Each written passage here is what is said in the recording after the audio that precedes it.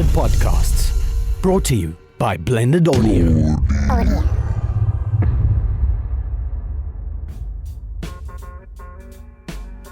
Hello and welcome back to Talos Talks Shit. I am your host, Massimo Meneghetti. I'm joined by my good friend and co-founder of ImmseriveDSP, Sean Davenport. How's it? We have been chatting about immersive audio and immersive audio really, how it works, why your brain can be tricked into hearing things in a virtual surround environment. If you want to know more about that, please check out our previous episodes. It'll be episode 17, 18.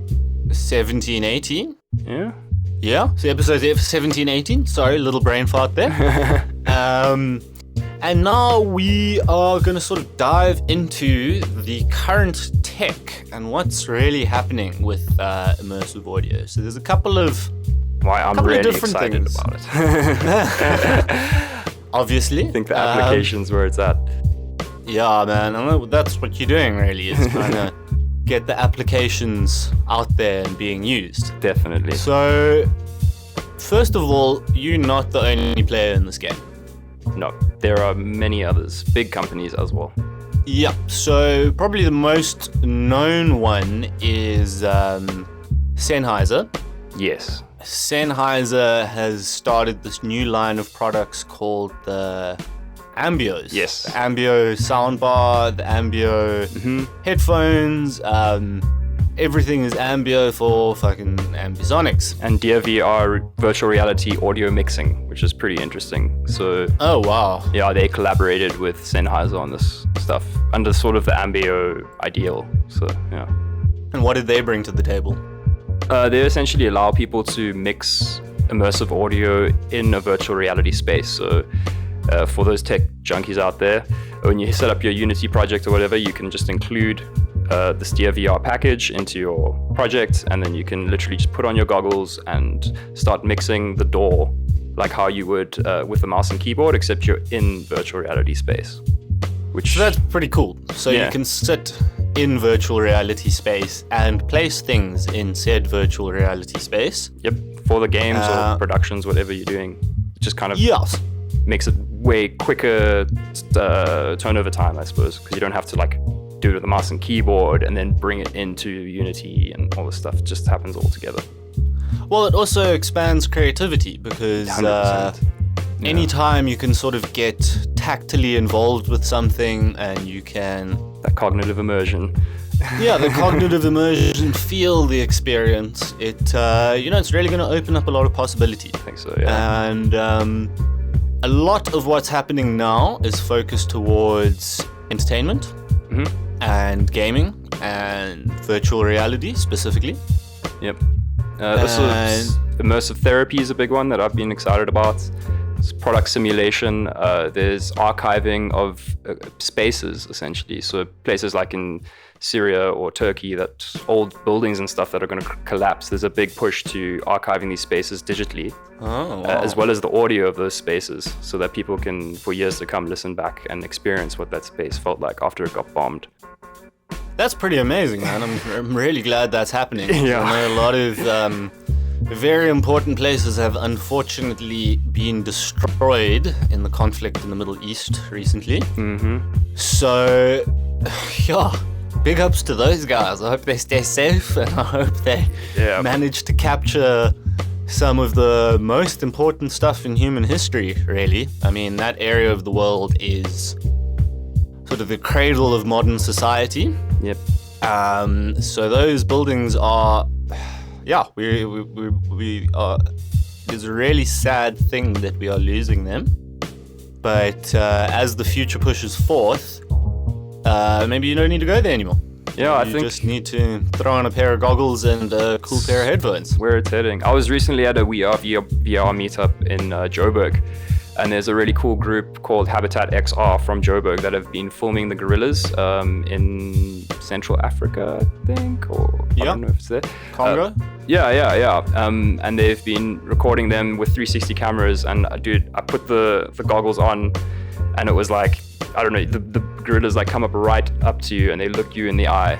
The sense of empathy that you get from that is quite incredible. So it allows for people that can't spend a whole bunch of money to get there and mess up the environment by getting there to be able to just put on some goggles and actually experience being right there. And technology's moving fast, man. It's the first time I put on VR, I was like, oh, this is never gonna work. And now I'm like, okay, I want to get a VR headset. I think that's the way most people have felt. Yeah.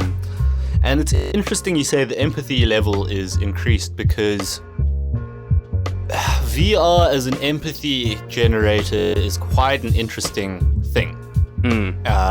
Definitely.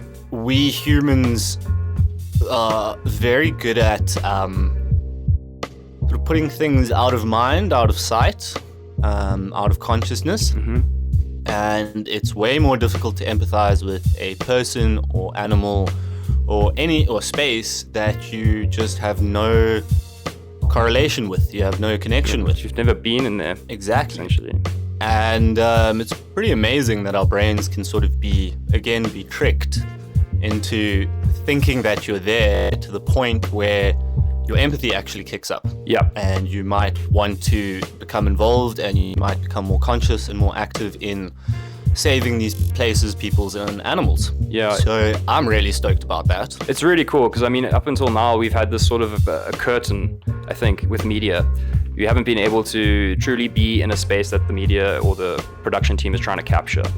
And I think that's the key point with VR and virtual reality and simulated reality and these sorts of things, is that it allows the production to put you in those spaces that you can actually be there and empathize. So I think it's quite interesting seeing these applications in VR, and National Geographic have done it as well, where they've gone into like places in the Okavango and they've taken people there as a conservation effort to put people in those spaces and to think more about what they're doing to the environment. And that's just one of the avenues. It's interesting. I think we're going to see a lot of different sort of media coming out in the next many years. Well, yeah, it's essentially taking media from a 2D flat plane and turning it into a 3D environment in which you can exist and explore. It's just, it's like photo to video. There was already a layer of connection that happened, and now video to virtual reality is the next step. No, it's really amazing. I highly recommend anyone with a VR headset to go check out the National Geographic Explore VR series. They go to some amazing places. Oh, cool. Do you think it'd be worth it without a VR headset? Yeah, definitely. The cinematography is amazing. They use some really good technical gear on that show. But yeah, I think when you're in the VR headset, like it's quite astounding actually what it does to you. Yeah, and just a little side note for people who don't know, 360 cameras are becoming more and more available. Yeah. And YouTube actually has 360 videos that you can go check out. Some of them with immersive audio in it. And you may not have a VR headset, but you can sort of spin around and pretend you're there. and just to get a bit more technical, the reason we can do that is because of ambisonics. So we can encode this sort of 360 degree plane, and then we can use a whole bunch of special mathematical rotations and manipulations to move the sound field around. So obviously if you're in headphones and you're moving and this whole sound field was moving with you, that would break complete senses of immersion. But with ambisonics, we can apply these sorts of rotational geometries to allow for the sounds to stay where they should as you turn your head and explore this environment. Sure, that's really amazing, man. I imagine the maths behind that is pretty complex. It's well researched, thank goodness. It's well researched. Well, that's the nerd way of saying, yeah, it's really crazy, man. So yeah, let's get started with the most popular thing, entertainment. So without giving Sennheiser too much cred, they've got ways of allowing you to record an ambisonics environment just by walking around with headphones. Or binaural, actually. So Binaural. it's quite different because, the binaural, you can't apply these rotational geometries to. Because as the KeyMod dummies work, or sorry, I call them KeyMod, the dummies that capture spatial audio, those ones that were designed, it works the same. But the problem is you have no way of interpolating, figuring out if you moved your head or changed yourself to a different position or something, how that sound would change. So it just literally captures what your ears would hear as you're walking around an environment. Okay, well, I mean, that's pretty cool still, and I think you've got a example to play for us. Yeah, so luckily on YouTube, lots of people have been really pushing this technology and they've been experimenting, and I found this on YouTube. It was just a Tokyo walk around with the rain. So I hope you guys enjoy. Please put on headphones now.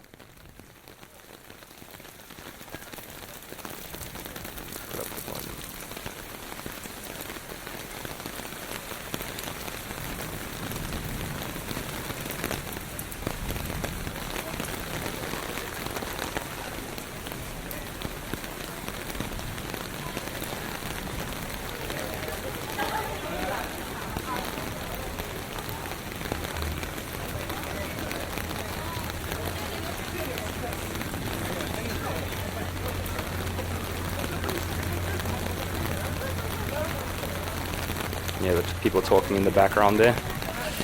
Yeah, obviously the microphone technology on these headphones is not as high quality as some others, but just from where I'm sitting listening in my headphones, that sounds pretty amazing.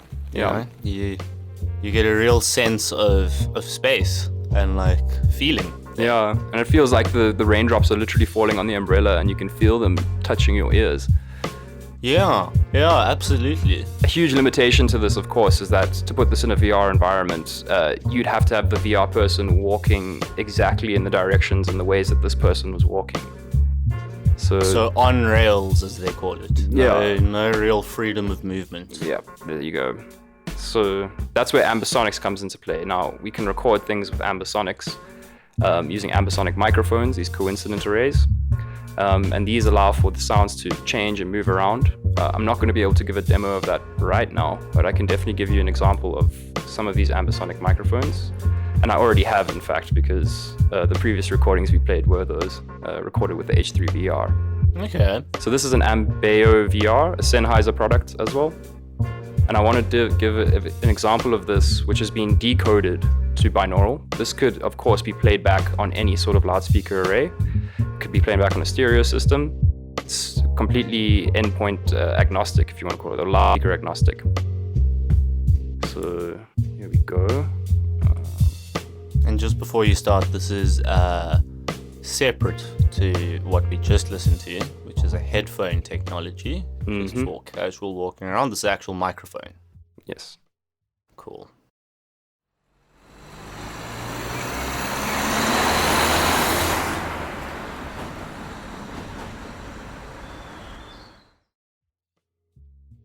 So it's a very short recording. But you get a sense of the car pass, and it's way less steps for the people producing this audio to make it feel real. Yeah. That is a huge part of movies and music and game design, is that you've got to try and make this feel real. Yeah. So to be able to do that at the source, instead of spending hours and hours trying to Mixing simulate it objects. with various tricks, Yeah. is again just gonna be able to push creativity and push the envelope of all of this And immersion. a lot more. And many of these Immersion. 360 cameras come with ambisonic microphones built in. So if you're recording in 360, you can also record audio in 360. That's really cool. And I was reading yesterday, South Korea has added the Ambio format to their 4K television broadcast. Yes, that's I think an MPEG-H project. I think South Korea is one of the few places that employ MPEG-H as a distribution format. Most other formats are run by Dolby, and surprisingly in Europe, Dolby still holds the torch there, since MPEG-H is from Europe. It's kind of weird, but it's really exciting to know that, because Dolby doesn't have any native, as far as I know, access to distribute ambisonics format. That's very cool, and I mean, I can only imagine living in South Korea, just the ease, you know. Instead of watching a movie tonight, you're gonna watch the National Geographic immersive gorilla experience, and it's just gonna pop straight out of your TV. Yeah, literally. And with the Ambeo soundbars, you can just have one soundbar, and using these sorts of tricks that we were speaking about earlier, you can actually simulate, they call it controlling the reflections, but they can actually control how the sound bounces off the walls and things to simulate the sense of there being speakers in those positions. That stuff blows my mind. It still blows my mind, dude. I heard that and I was like, I'm done. I should actually stop researching this stuff now, because they've done it. Stop doing this. It just doesn't make sense that one single soundbar is capable of just producing sound all around you. Yeah, to physically simulate speakers from behind you and above you, that just literally feels like there's a speaker in the roof and there's nothing there. Yeah, no, that's amazing stuff, but absolutely incredible. Probably also important to mention that you are trying to implement this into gaming quite heavily. You've been working with Unity, yes, and WIs. WIs. We do have an FMOD integration, but we've sort of lent towards WIs because it's way more flexible, and it provides essentially ASIO output to the sound card natively. For the tech people there, Windows, you know, you can't go above 8 channels in Windows, but with ASIO, that's why they developed it. You can go to like 32 channels, which is necessary for ambisonics, which I haven't actually quite explained yet. Oh, okay. Well, please explain that away. So ambisonics, as we understand these recordings, we can use 4 microphone capsules to capture an up-down direction, a forward-back, a left-right, and an omnidirectional, they call it, which is just a general sense of pressure. Now, the interesting thing is that we can also mathematically encode these mic capsules. So we can take a single mono sound and encode it according to ambisonic functions, or spherical harmonics, they call it. The interesting thing with these harmonics is that they can be extended up to very higher orders, which is what they call higher order ambisonic. Now, what that means is instead of using 4 microphones to capture a 360 spatial sound field, we now use 9 capsules.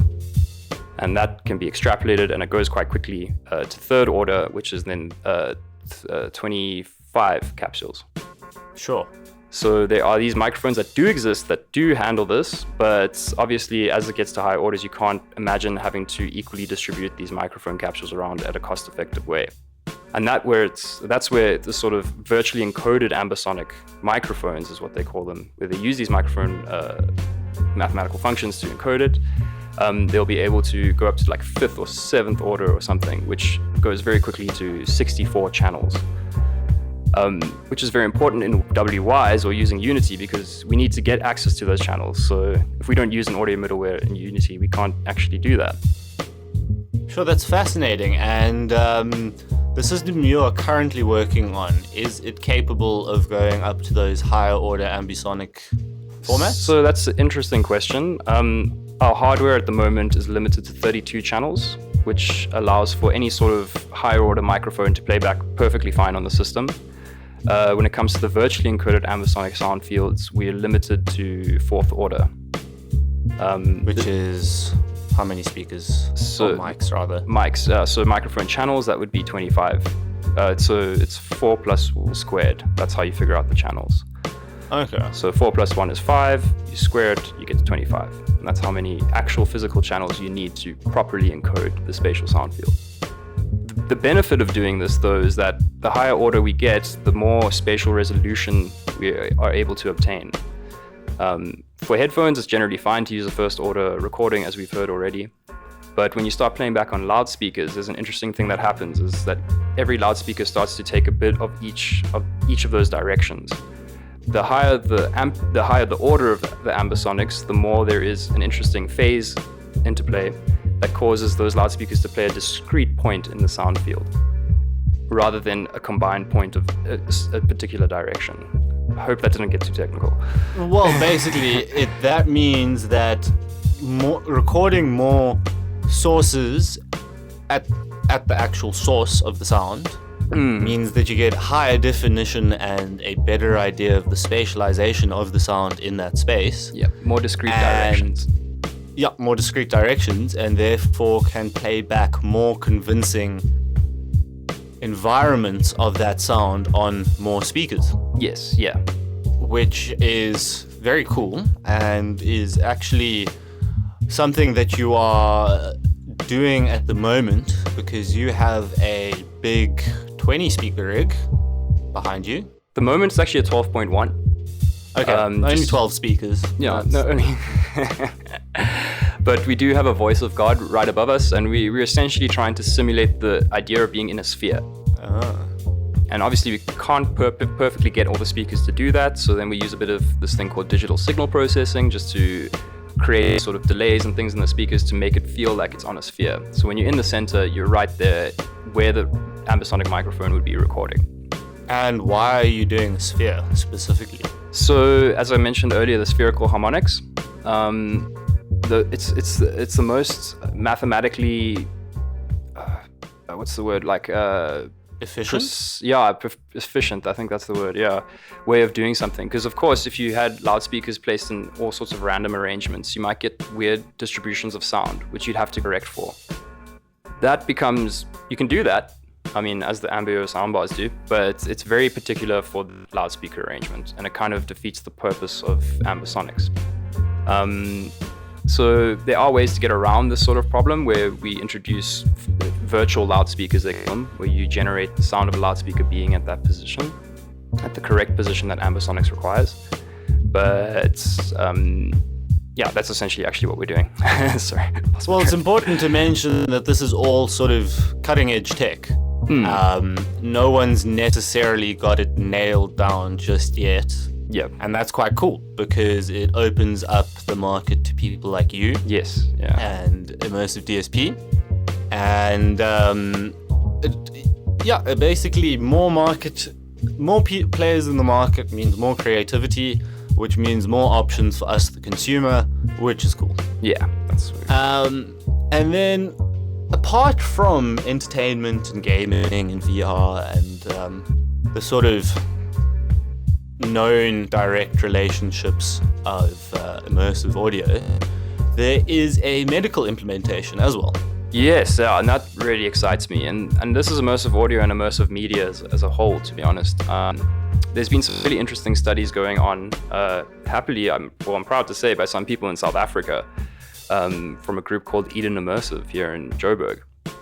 And they've been looking a lot at immersive support therapy and immersive therapy to help with people with physical disabilities or brain problems that don't allow them to use their bodies as well.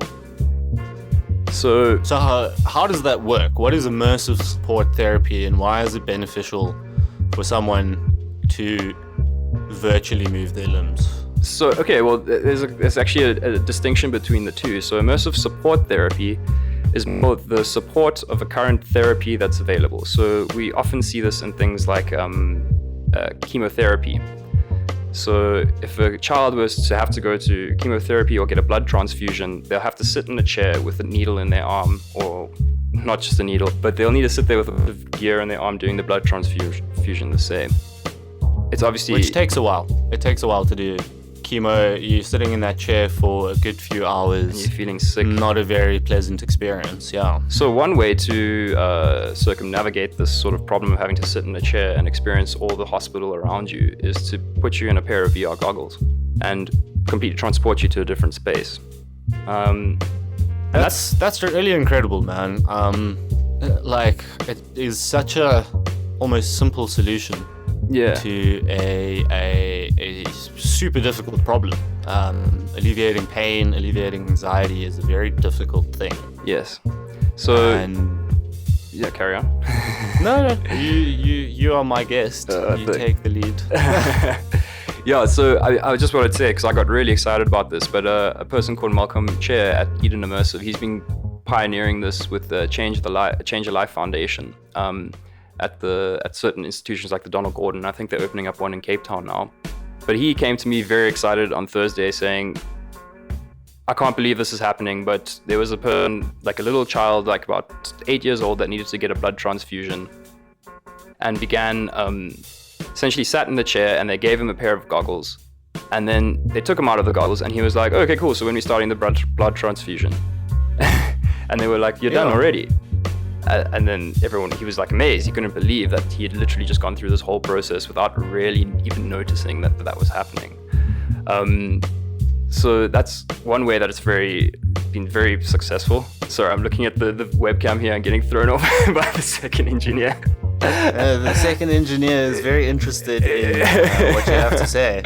We all are. Yeah. So in any case, another way is for ADHD and things like that. They found that if you can stay a child in a pair of VR goggles, you don't need to give them medication because they're in that virtual world, experiencing it and engaging with everything around them at the rate that they wish to engage at, and not bothering everyone else in the hospital or something like that.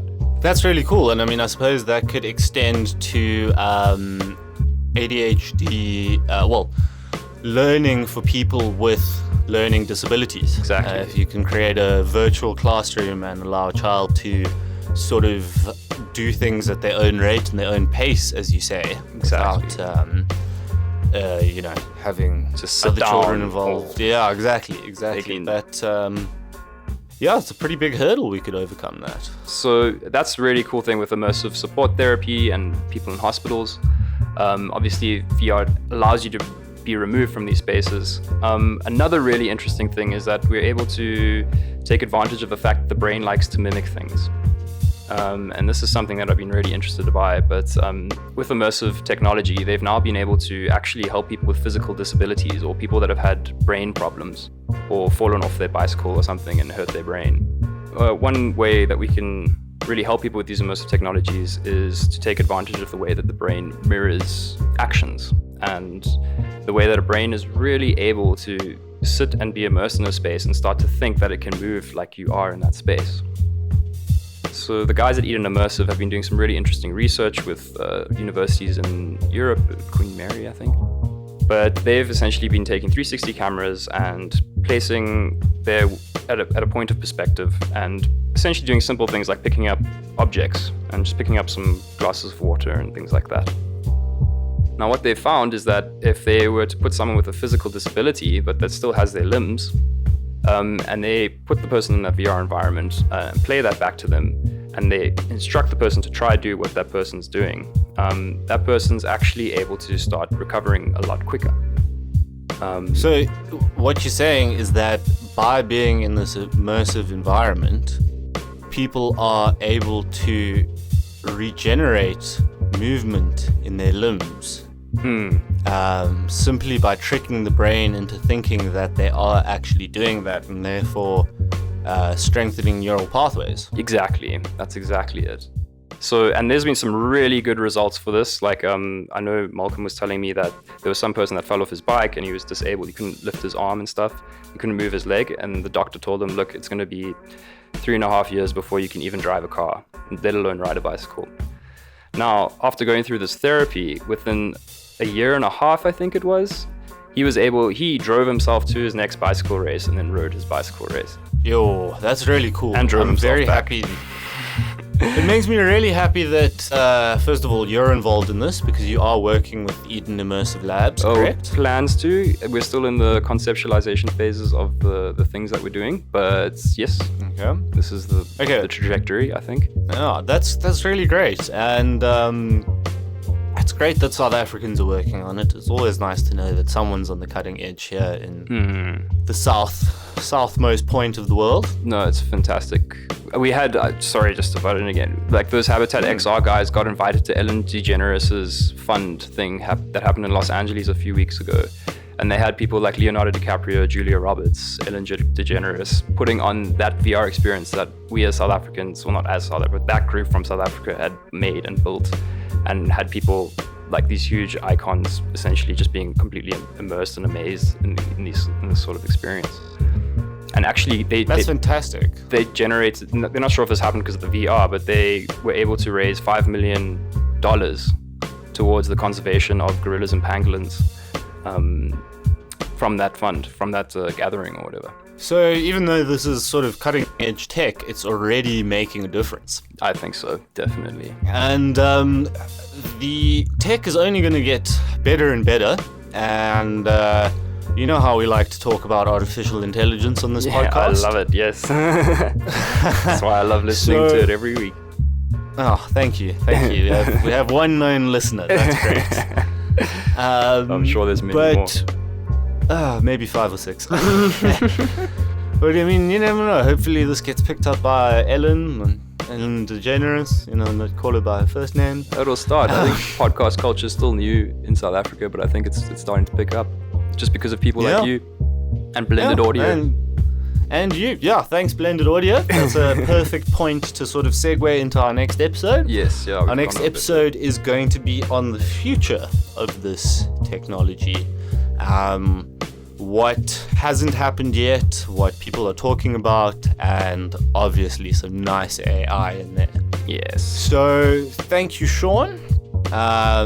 Thank you, Blended Podcasts, for allowing us to do this and for hosting this.